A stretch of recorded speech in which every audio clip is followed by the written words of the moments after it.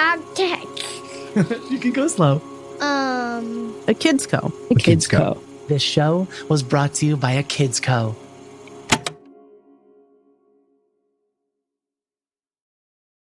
We know you value what you put in front of your kids, especially when it comes to screens and podcasts. That's why we're excited to share a new podcast from our friends at Sleepiest, creating bedtime stories to help your kids fall asleep fast. Hello, Abby here.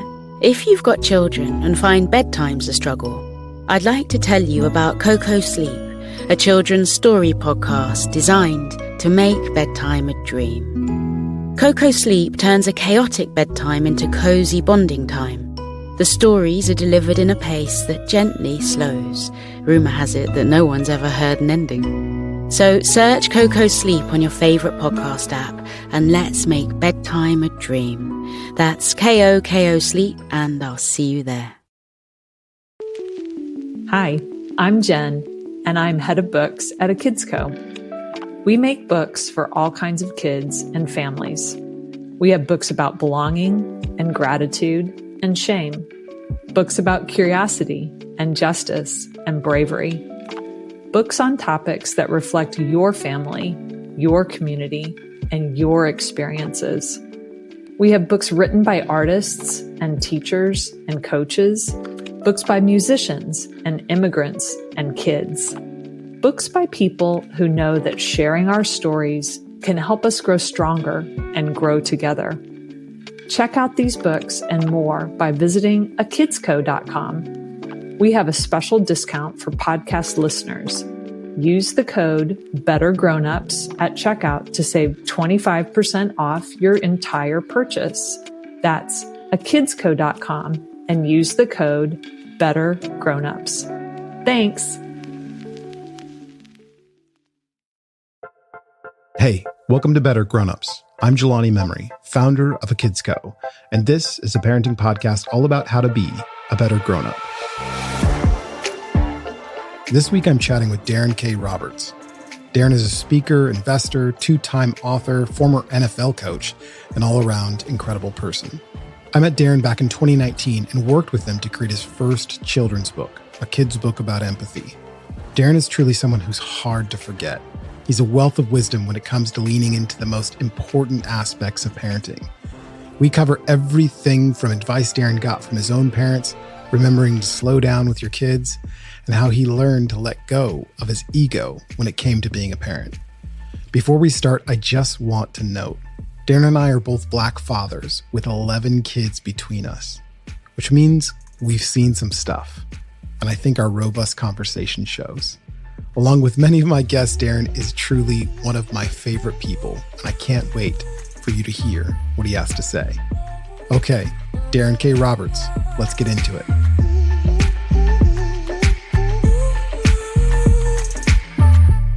Darren, welcome to the show. Hey, Jelani, it's so good to see you. I would say in the flesh, but virtually.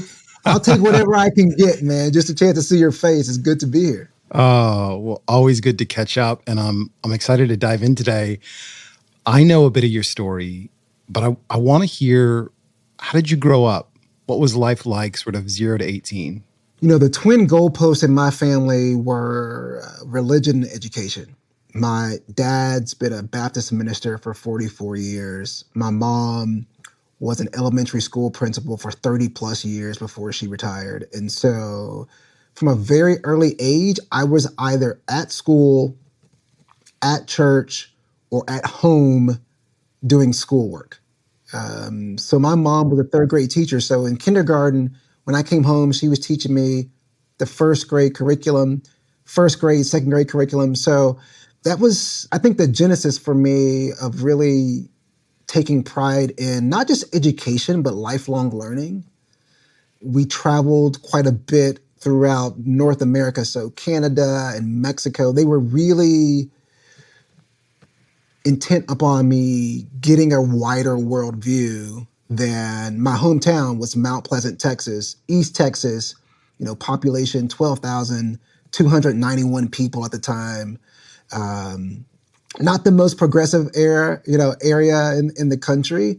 And so my parents were very intent upon exposing me to as much positive stimuli outside of East Texas as possible. And I can't, I'm forever indebted to them for that.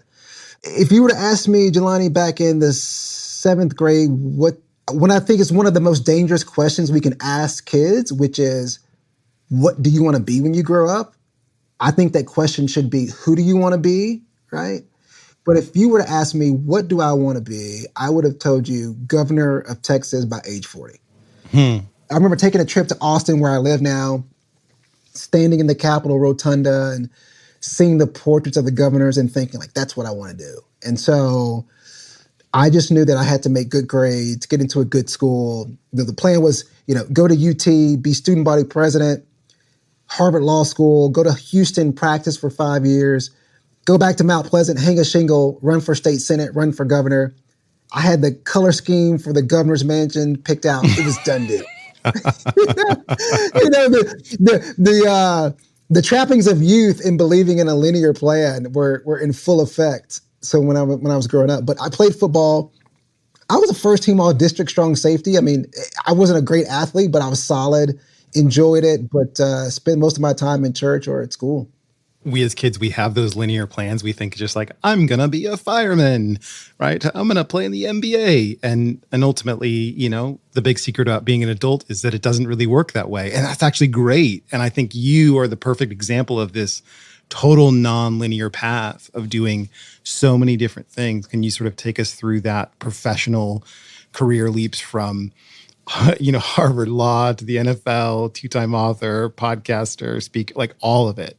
Yeah, so I go to the University of Texas. At that time, it was the largest student body in the country, 50,500. 4 times the size of my hometown, just to give you some scale. On a Saturday for football, you could fit 8 Mount Pleasants into the stadium, right? So it took me a while to figure it out. And I was fortunate to have some strong mentors. I was fortunate to have a comfort level with getting therapy and really working through, like, how do I fit into this big place? I get elected student body president my last year, checking the boxes, apply to Harvard Law School, don't get accepted, don't get rejected, get waitlisted. That was my first real bout with rejection. It really forced me to really kind of look on the inside and really start to examine the why. Because if I were really being honest with myself at the time, which I was not, my desire to go to Harvard Law School was more about ego and less about purpose. But I take a job with Joe Lieberman. I'm working in the Senate in 2001. Don't want to be in DC. Don't want to be working on the Hill. But I'm there for 9/11. And so, one of the things I'm constantly telling my kids is that, you have to grow through what you go through. And I get a front row seat into one of the most tumultuous moments in our history. I go from working on education bills to national security bills. And I didn't want to be there, but the education that I received in that 1.5-year stint, like you can't put an ROI on it. I'm reapplying to law school. I get waitlisted 4 years. I go to the Kennedy School. I get my master's, finally get in on attempt number 5, go through law school. Summer before my last year, my high school buddy who was a high school coach, football coach, says, hey, I'm going to work the South Carolina football camp. Let's just catch up and come with me. So I go with him. Steve Spurrier walks out the first day. He's like, look, one of our volunteer coaches didn't show up. Can somebody fill in for him? So, Jelani, I'm kind of looking around. I'm thinking to myself, shit, I was a high school, probably the right language. I was a high school football player in Texas, Friday Night Lights. I raised my hand and he's like, Coach, what's your name? I'm like, Coach Roberts. All right. You got group 6. Yes, sir. I had no clue what he's talking about. Jelani, group 6 consisted of 60 6th graders, none of whom had any athletic talent whatsoever. Okay. This is the classic, Pawpaw and Grandma buy you the South Carolina football experience. You're going to go work out for 3 days, get a Nike shirt, take a picture with the head coach and come back home. Absolutely, yeah. They had a coach who couldn't coach. So I go to Academy, I buy a bucket hat, I buy some sunglasses, a whistle, stopwatch, I'm watching Tony Dungy clips and Deion Sanders clips to get drills down. I mean, this is a complete sham. Man, best 3 days of my life. And I noticed it was the first time in my life that I did not have to set my alarm clock to get up. And I'm always, thinking of my kids are kind of, we have 5 kids from 12 to 5. And so we're constantly trying to remind them, just notice what lights you up. So it's so easy to concentrate on, I hate school, but like what part of the day did you really love? So I said, hey, I'm going to be a football coach. Fly back into Logan, call my parents. I'm like, look, I'm finishing law school, but I'm going to be a football coach. And my dad's like, do you know how much debt you're in? I said, yes. $250,000 at the time. I said, yes. I said, look, Dad, you're a Baptist preacher. Every Sunday, you're telling people that they don't know when they're going to die, so they better make the right decision for their future. I don't want to put this off until retirement. Who knows if I get there, right? So I want to do this now. So write a letter to every team in the NFL, get 31 no's. The Kansas City Chiefs are the only yes. Herm Edwards, my mentor to this day, calls me up and he's like, I don't know why you want to do this, but I have an internship for you in training camp. I graduate June the 6th of 07. I drive my 2002 Tahoe from Cambridge, Mass to Kansas City, Missouri. Dude, I'm the grunt. Like, if you need barbecue sandwiches, you call me. If you need, if the defensive linemen need cases of Skol, wintergreen Skol, you called me. If players got cut, I was the guy who was putting all of their stuff into a box and taking it to UPS. Best education in football I could have got. Like, I was just in the back of the room, writing notes, not saying a word, doing whatever the hell needed to be done. Yeah. End of the year, we went 4-12. People get fired. I get hired.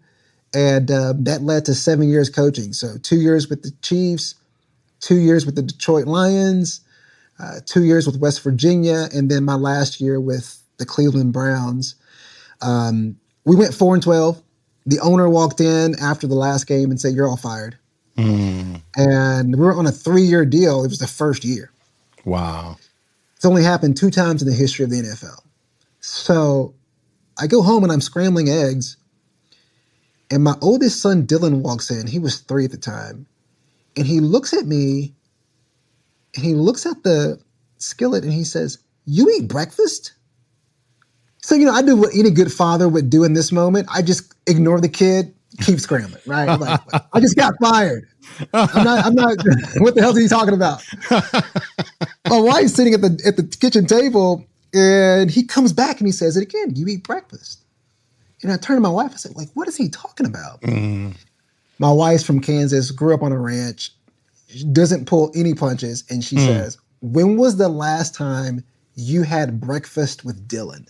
And, my smirk quickly turns into, like, I'm all out crying because I can't even locate the last meal, let alone breakfast. Yeah. So I decided, look, I'm going on a sabbatical for a year. I come back to Austin, start teaching courses at UT on leadership, entrepreneurship, start a Center for Sports Leadership and Innovation. So we help our professional athletes transition back into civilian life after they're done. And, written a couple of books. I do 40 keynotes a year. Like, the life now at 43, I could have never predicted this at 13, 23, or 33, like the life I'm living now. But it is it's the most wholesome time of my existence on the planet. Like what I'm doing right now and how I'm present now with my family and in my work, I've never been in a place like this.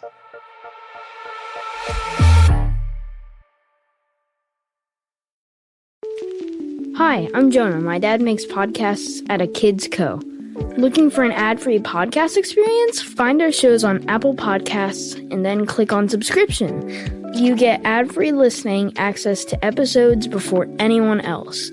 and you can listen to exclusive bonus episodes and podcasts like our A Kid's Mindful Moment, a collection of meditations made for kids at home or in school. Plus, your first 3 days of listening are absolutely free. Just visit any of our A Kids Podcast About shows on Apple Podcasts and click the Try Free subscription button. Happy listening!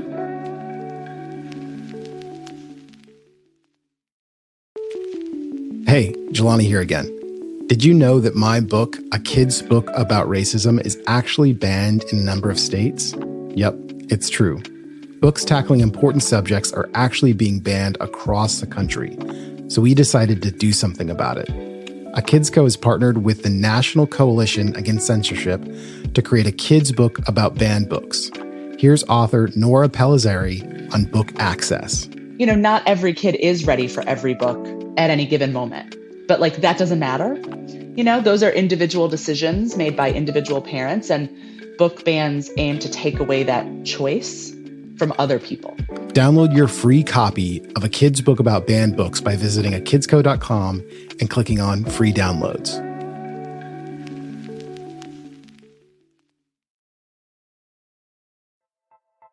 This is Better Grownups. Welcome back. Let's get to my conversation with Darren K. Roberts. There's so many different lessons there. There's a couple pieces I want to double click into. One, I just want to observe that as you're telling your story, I know the bits that are in your mind that you're talking about that are notable to you. What stands out to me as a kid who didn't grow up with a dad, who had a mom who was mostly emotionally checked out, who had to work all the time or just sleep, is your parents were just there. So that moment when you call your dad and you're like, I want to coach for the NFL, I'm like, whoa, like that's the whole movie to me, right? Like that's like the amazing, like, oh, that's amazing. That's incredible.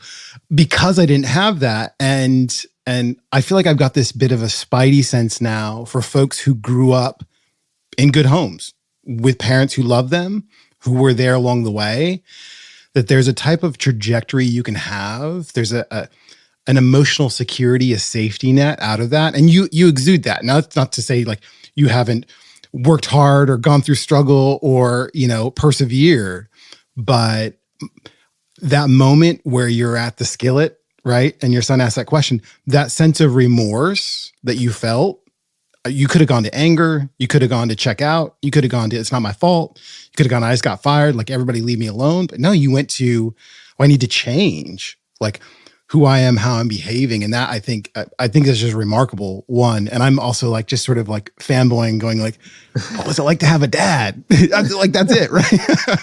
Wow. I think there's this thing that we do as parents with our kids, and we don't even think that we do it, which is like, we try and predict the future for them, and we try and create a very linear path.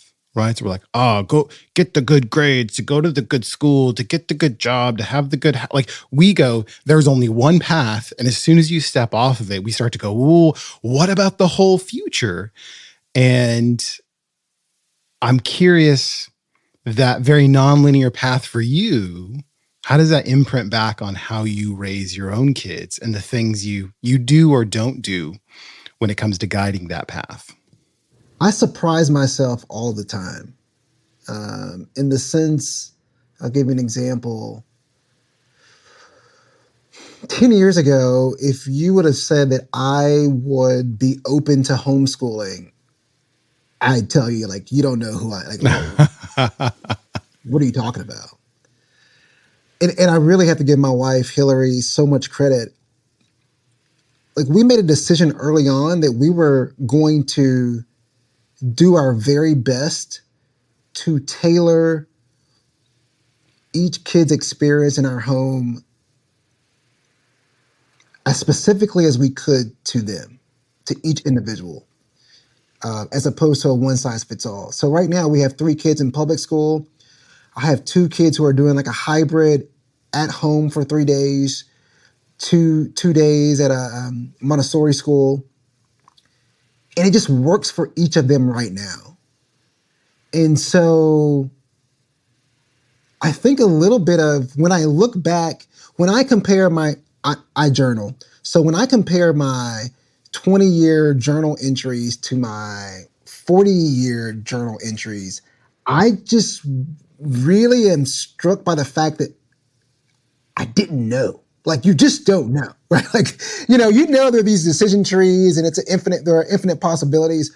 Until you've lived it and looked back, you're like, take the predictor's hat off and really focus on the present and listen to what your kids are telling you. Like, my parents were disciplinarians with love.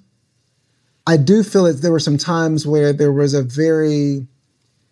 I probably didn't get the opportunity to voice my opinions, thoughts that I thought would deviate away from what was the structure, right? Yeah. I'm a 180 from there, where now we're having conversations about sexuality, and we're having conversations about race and class and the educational system. Do you need to go to college? Why can't you learn a trade? There are conversations that are so antithetical to the make good grades, get into a good school, go get a good job. And my parents have acknowledged this. They said, our focus on a good job, like, we didn't even know people made money making speech. Like, they couldn't even comprehend that someone could feed their family and do well from speaking to companies for 60 minutes. There's just so much you don't know. So I just think that the default for parents needs to be this openness to explore alongside our children. I think that's wise, and that approach with your kids, just in the way that your parents, there was no nuance. It was do it this way or else, right? Which was that generation of the way to parent, which I'm sure they would go, no, that was a step up from how we were parented. There's more nuance now. There's more conversation. There's more dialogue. There's more customization. I'm curious, when our kids become adults, when they become parents, if they do, how they'll go, yeah. You gave us a bunch of nuance, but you missed this part. And so then they start to offer their kids that. The name of the podcast is Better Grownups. And I really believe, like, we're always standing on the shoulders of the generation previous and the things that we were given. And that's the things we were given and were not given, whether those are positive or negative, to take those things that were good, to learn from those things that were negative, to go, this happened to me, but it will never happen to my kids. I'll never do that. And the big grown-up secret is that our kids are going to go do that same exact thing, and somehow, maybe through these conversations, I'm trying to do some self-therapy to go, I hope I am mature enough and emotionally secure enough to have my kids say, hey, you did this really well and thank you, but this you really missed. You missed the bar. And I got hurt in some really bad ways. And for me I hope I can hear that and receive that. And instead of saying I did the best I could, is to say, I'm so sorry, and leave it at that. Because it's just like this thing, my wife and I were always talking about our own parents, and there's the excusing, right? There's like, the times were tough and I did the best, and you didn't know what was going. And it's always those things, and it almost stunts folks. It stunts the kids who are now grown-ups, and it stunts those parents who are now grandparents very often. And I think for that evolution to continue, for us all to really become better grown-ups, we have to both be able to let our kids stand on our shoulders, but also judge our actions and our behaviors and the way that we gave to them or didn't. My wife, again, this practice of, we ask for feedback consistently each week. Like, how are we doing with our kids? A 360 process. A 360 process. Yeah. We're doing 360s in our home. The great thing about kids is, the research shows this, until they get into the 6th, 7th grade, they're brutally honest. The psych research shows that around the 7th grade, they start caring about what so-and-so thinks. But up until that, you ask a 5-year-old a question, he or she, they are going to give you what they think. And it's been the most sobering experience for us to sit around a table and for our children to inform us, even when we think we're doing a great job, that the ship is right on track, whatever that track is, for them to identify gaps, and for my wife and me to then huddle up and say, don't take it personally. Mm-hmm. Right? Yeah. We ask for feedback. It's like the typical kind of corporate experience. Hey, now tell me how I'm doing. And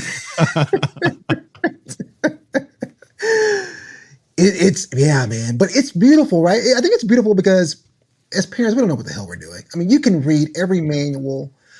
You're just trying to get as much good information as possible and do the best you can. And I think as long as we're constantly checking our egos as parents. I think also too, parenting is vitally important, but I don't forget that there's like 5 genetic codes running around my house. And I'm not sure whether nature, nurture, divide, there's not a clean proportion that we can put a number to. A lot's out of our control, right?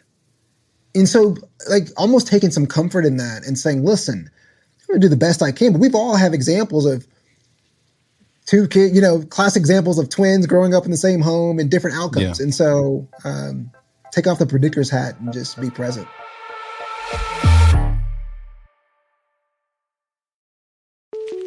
A kid's book about war. A little book about justice. A kid's class about mental health. A kid's mindful moment. A kid's podcast about emotions. There is so much to explore at akidsco.com. Check it out! Visit akidsco.com.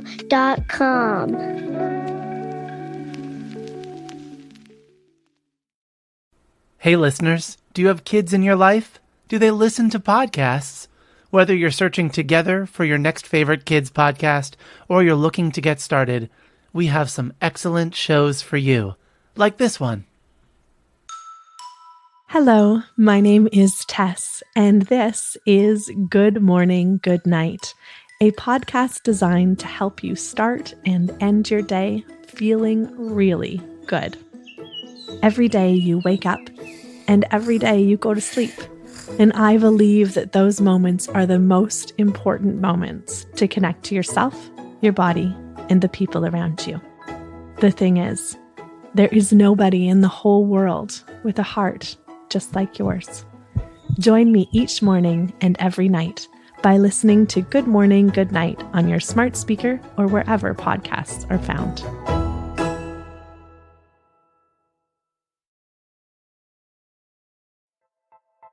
We're back. You're listening to Better Grownups and my conversation with Darren K. Roberts. When parents feel like they need to control their kid into a certain behavior or a certain outcome or certain grade or certain school or certain sort of professional trajectory, is they then end up taking credit for that. I did this, right? When those kids become grown-ups, they resent that. They resent the hell out of that because that wasn't their parent, that was them, right? And they should be able to earn and own those accomplishments. And, it goes the other way, which is I'm responsible for my kids. I need to love them. I need to take care of them. I need to pour into them. I need to be able to take feedback. If they fall off, if they go down a bad path, if they have some struggles, I can grieve that. I can try and look for what did I do wrong in here, but I also can go, they're also their own person, and it's not solely on my shoulders, their decisions and the outcomes, which I also think takes down the pressure and the burden to go, they need to get it right all the time. Like, we only ever really want our kids to be perfect because it's a reflection of us, right? So our kid throwing a tantrum in Target, we're not worried about their mental, emotional well-being. We're going, this makes me look bad. Yes. You better stop. Yes. Right? And when we take out that ego, like you said, I think we get in a place where we can actually go, oh, wow, something's happening here. I should pay attention. I should listen. I should figure out what's going on and try and adjust or navigate this moment in a way that's helpful for my kid who seemingly is struggling, right? Or going through something or having a bad time, as opposed to going, clean up your act. I'm going to look stupid to my friends or to these strangers, right? Which is even worse. Right? Case in point, have you seen the college admission scandal Netflix movie? Oh, yeah. For any listeners who haven't seen it, it's must-see TV. Because within 20 minutes, it's very apparent this is less about where Johnny or Sarah are, what's best for their future. This is about what are the dinner conversations going to sound like at the country club? Yeah. When everyone's sharing where our kids are going to school. It is very easy to get into this comparison game around, which middle school, which private school, which camp. As with most of these sorts of battles, you're never winning, right? Someone's always going to one up you in some respect. And, we've got one of our kids in a school that, some people kind of frown upon, but there's a really great arts program there. And she loves it. And so you have to be able to withstand the kind of quizzical looks from the neighbors when you say, oh, so-and-so's going this place, and really hold on to her face lighting up when she's bringing home this incredible art project. Yeah. And from someone who's again, this was like a Harvard Law School, check the box kind of guy, I'm now looking around and saying to myself, for example, my middle son, Jackson, came to me and said, how much revenue do I need to have by 18 to not go to college? If I'm generating how much revenue? He has this entrepreneurial mind, which, he's, at first we tried to kind of we kind of held him back because he'll go door to door. He'll make up a product and go door to door and just sell. And I said, you know what? I said, listen, you're working a muscle that has lifelong ROI. Yeah. I'm not going to hold you back. He's the guy that's taking the compost from Starbucks, repackaging it, and in the spring going door to door, to say, hey, I could. And I said to myself, at first I was like, wait, not go to college, generate revenue. Then I thought to myself, hey, there's probably, I said, you know what, there's not a number. I said, but let's not turn this into an either or. I love that you're bringing this to me. Let's always have this conversation if you're having this feeling, because you may be losing money at 18. And we collectively make the decision that you need to really go all in on this. So let's not try to turn this into a different game. Let's just be sensitive to kind of where you are and what you think is best. I love that. And you're expanding his opportunities. You're expanding his possibilities in the future for what could be, as opposed to going, here's what I'll approve of and here's what I won't approve of. And kids, whether they consciously know those rails or not, they try and follow them because they know they'll get their wrist slapped if they don't.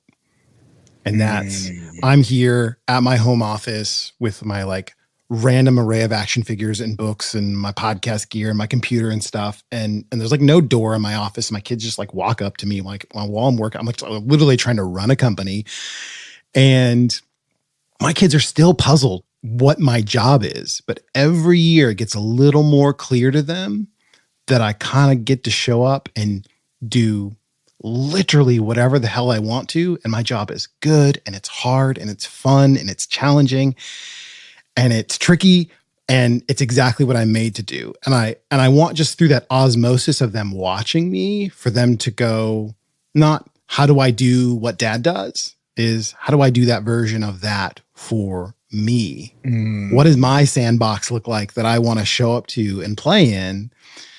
And in that, I've learned, because we have a really unusual family situation. We've got a blended family, 6 kids, 4 go off to another home every other weekend. 1 goes off to another home every other 3.5 days, literally. And then 1 stays here. Okay. And you just imagine, I'm at a soccer game with my ex-wife and her new husband and their 2 kids, plus the one, it's a whole thing. Okay. Every single time. And what I've learned is sometimes I should shut up. and not say a single thing and model something, show them something. Because the moment I want to insert a specific opinion, they actually have, it's like another board of directors that they can take that opinion to and surface it with to see what that one thinks. And what I realized is my kids are savvy as hell because they have to be. Switching back and forth between homes just creates that.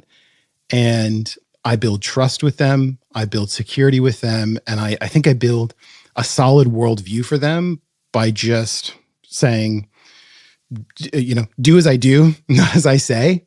Because my actions will always speak louder than my words. And then I realized I don't actually need to say this stuff. We don't need to be in a car ride and go, now's the time to bring up the future. We're going to decide the future, right? I don't have to do that. I just have to actually on a daily basis, hour by hour, show them. And I think had a profound effect on all of my kids. Something you said at the very beginning struck me I think this will probably resonate with a lot of what you just said, and what I'm thinking will probably resonate with a lot of entrepreneurial parents, where I remember every Sunday evening, my dad would sit me down as he balanced his checkbook. And he'd show me, okay, here are the utilities and mortgage, and we walk through.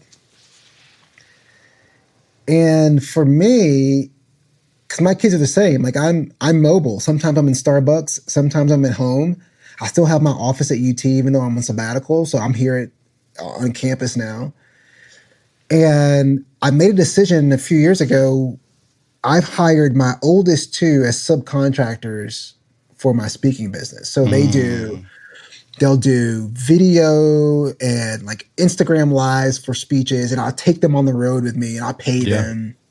And then I also let all of my kids, whenever I get hard checks, I let them deposit them at the bank or at the ATM.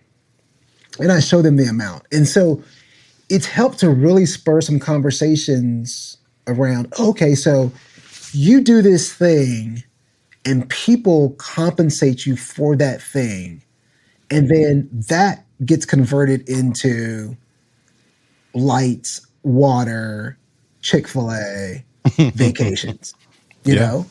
And it took them 2 or 3 years to really, even their language shifting around, they stopped saying daddy's going to work and they started saying daddy's working. Like I noticed that shift and I thought, it was less about a physical space and more about the act. Yeah. I could not have conveyed that to them had I sat them down and said, okay, let's talk about the difference between a W-2 and a 1099. It goes back to your point about just modeling the behavior and then giving them a peek inside of what's going on. Yeah. Well, speaking of modeling behavior, before we started chatting, I had sent you an email and said, if we could talk about anything, what do you want to talk about? And you said radical grace between spouses and kids. Unpack that for me, please. Everyone loves Brené Brown, vulnerability, empathy. I was able to do a one-on-one interview with her pre-COVID. I can't remember much of what she said, but this is what really stuck with me. When I would ask her a question, there would be this uncomfortable pause. Like uncomfortable for me, whereas the interviewing, I'm wondering, did I screw this thing up? Like, does she understand what I just said? Is this going off the rails? But then she'd have this thoughtful response, obviously. And I remember telling my wife, like, we all preach like the power of listening and pausing and breathing. In the family setting is probably where those beliefs get tested more than in any other environment on the planet. When I pull into my driveway, I take 2 to 3 minutes. I shut my phone down. I leave my phone in the car until the kids go to bed. I close my eyes and I attempt to shut all of the boxes in my brain related to work. And I tell myself, regardless of how the house looks, what it smells like, what the noise level is, I am just going to assume the best from the other 6 people in that house as soon as I walk in. And I've had to and I'm still not where I need to be, but I've just learned that, I would walk in, and if things weren't in a certain place, or if someone wasn't talking, or if someone was being loud, something was wrong with someone. Like I was trying to identify the culprit.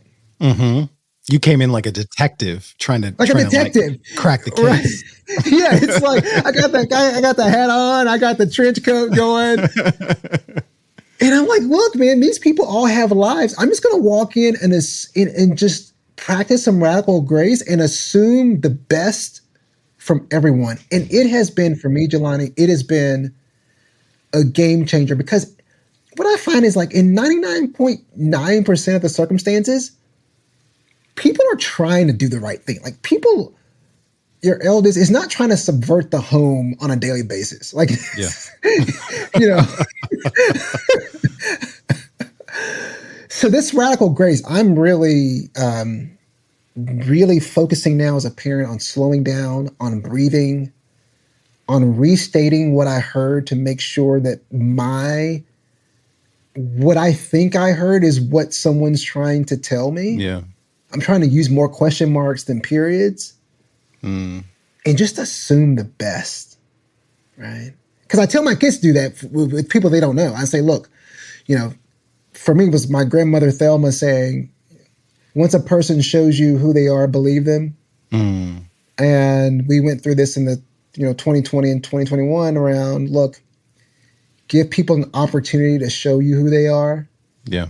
And then I'll notice I wasn't really practicing that on a daily basis in my interactions with them.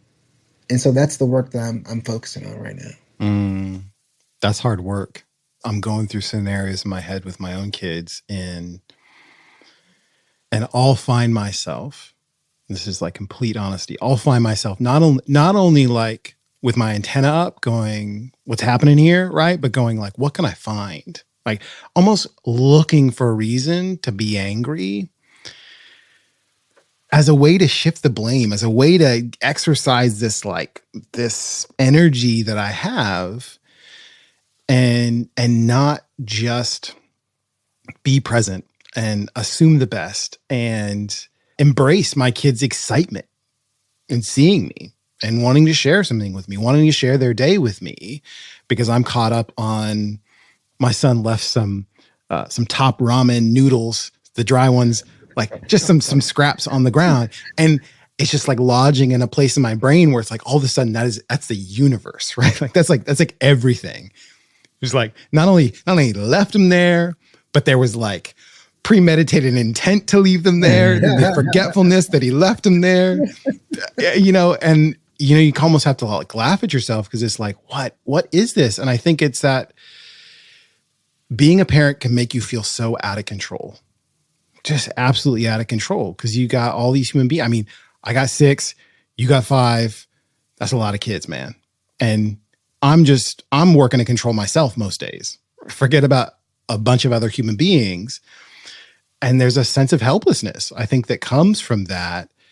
If you were to give one just tip, secret, little nugget or jewel for parents to embrace that radical grace, what is that? Is it just to stop and just sit there and just breathe and just go, why am I not enjoying this moment or embracing it for what it is? Why am I almost looking for a reason to be upset?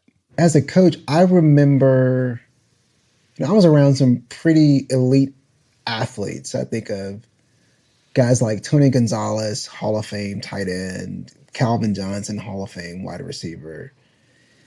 And watching them and listening to them, when the whistle blew, they were moving fast. But everything about them before the game, after the game, in practice, everything was very deliberate and slow.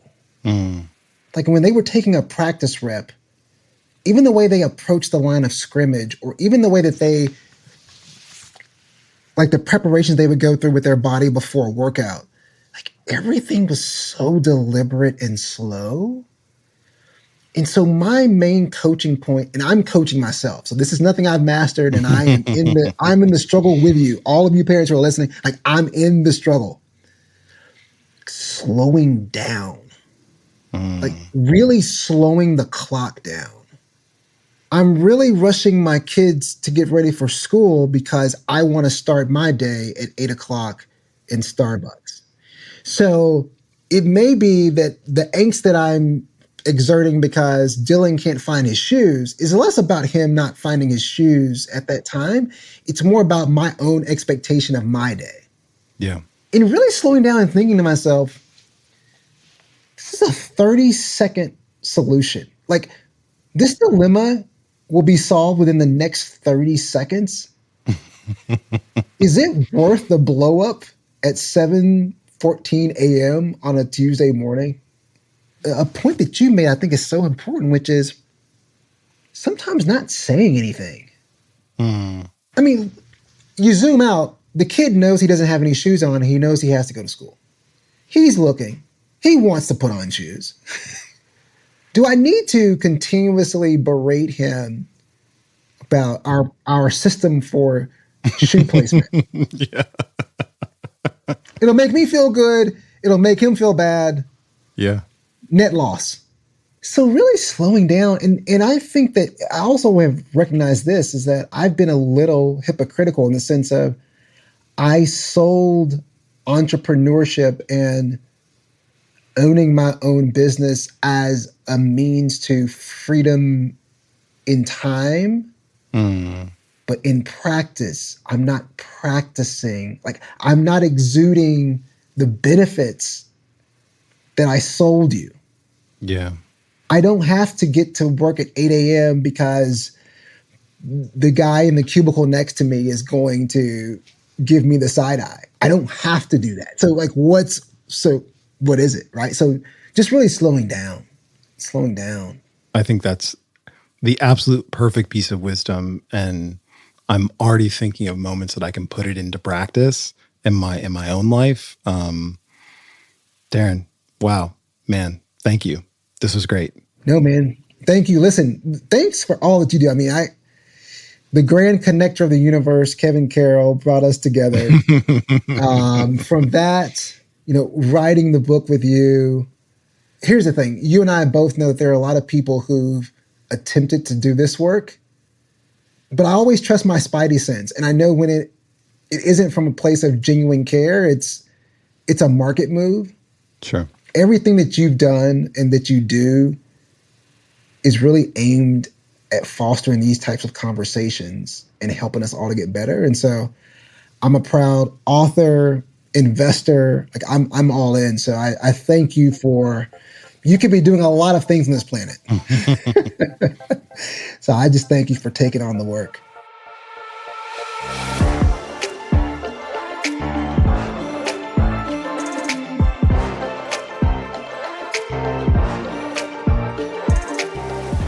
Thanks again to Darren and to you for listening. You can find Darren at Coach DKR on Twitter. Keep up with me at Jelani Memory on the Twitters. I really would love to hear what you think of the show, questions you want answered, and guests you'd love to hear from. Just email us at listen@akidsco.com. Better Grownups is written and hosted by me, Jelani Memory.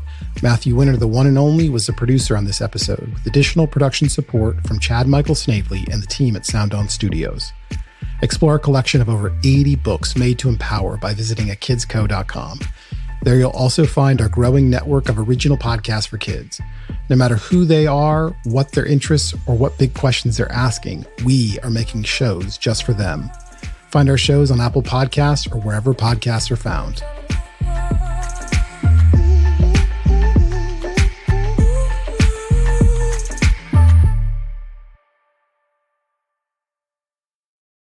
Friend of the show, Linz Amer, is back with a new season of Rainbow Parenting. If you enjoyed Linz's interview on Better Grownups, or if you're looking for an engaging podcast all about queer and gender-affirming parenting, we highly recommend you check it out. Hi friends, welcome to Rainbow Parenting, a brand new queer and gender-affirming parenting podcast. But this show isn't just for parents. It's also for educators, caregivers, librarians, really anyone who knows, loves, and works with kids. I'm your host, Linz Amer. I'm the creator of Queer Kid Stuff, and I make queer and trans media for kids and families all over the internet. Most of the stuff I make is for kids, but this time I'm talking to you, the grown-ups. Queer Kid Stuff is the kind of show I wish I had when I was a confused little queer and trans kid who didn't have the language to express who I am. But this show is all about what I wish my parents and teachers and caregivers knew when they were raising me so they could have helped me along the way. Rainbow Parenting gives you the tools and strategies and know-how you need to raise kids in a queer and gender-affirming way, even if you don't know how. Me and a whole bunch of my friends and experts in the field are going to help you navigate LGBTQ+ and social justice topics with the kids in your lives. We're on a mission to spread queer joy and raise a new generation of supported and affirmed queer, trans, and non-binary kids and their allies. Our first episode drops on May 30th, and we'll upload new episodes every Monday through early August. That's all we've got for now. Talk soon!